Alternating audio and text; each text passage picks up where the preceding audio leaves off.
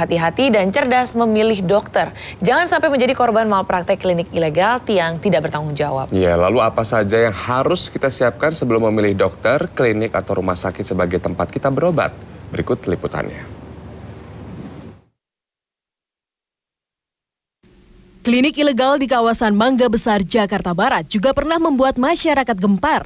Tanpa izin praktek, klinik ini bahkan beroperasi layaknya rumah sakit karena melayani tindakan medis besar seperti operasi dan pembedahan.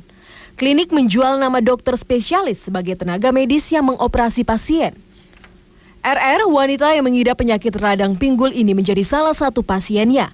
Semula, pasien sempat curiga dengan keberadaan klinik ilegal karena gedungnya yang selalu tertutup dan misterius. Semestinya kan biasanya pendaftaran ada administrasi, ada registrasi. Saya tidak melakukan itu, katanya langsung saja masuk ke ruang dokter. Di situ sudah merasa agak ganjil. Korban akhirnya dibujuk untuk melakukan pemeriksaan USG dan kuret di laboratorium. Kurang dari setengah jam, tes laboratorium keluar dan menunjukkan hasil korban menderita 3 radang sekaligus, yakni radang kelamin, serviks, dan erosi. Karena panik dengan hasil laboratorium, korban pasrah dan menuruti saran klinik pengobatan untuk melakukan operasi. Kini, Dinas Kesehatan telah menutup praktek ilegal ini dan menjeratnya dengan Undang-Undang Kedokteran serta Undang-Undang Praktek Kedokteran.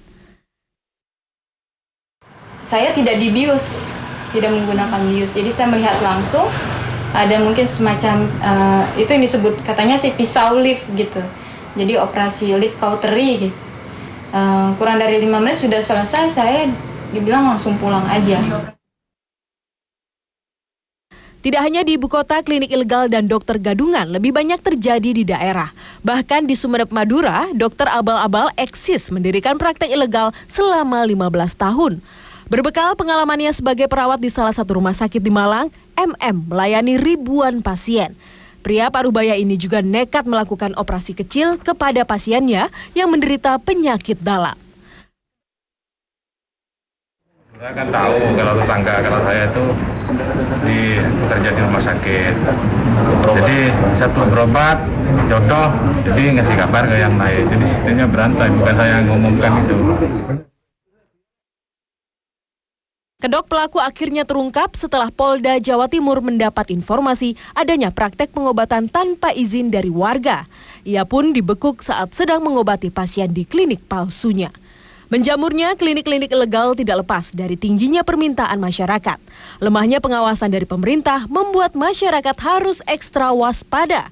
Cermatlah memilih dokter sebelum memutuskan untuk berobat.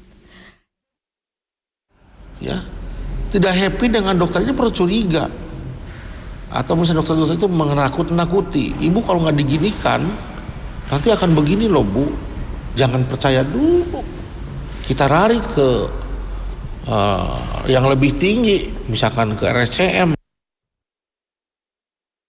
Jadilah pasien cerdas yang mengkritisi dokter. Jangan menelan mentah-mentah apa yang dianjurkan dokter.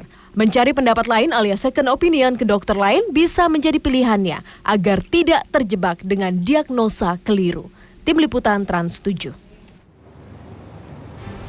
Menangkap ikan di sungai dengan strum listrik, seorang remaja tewas.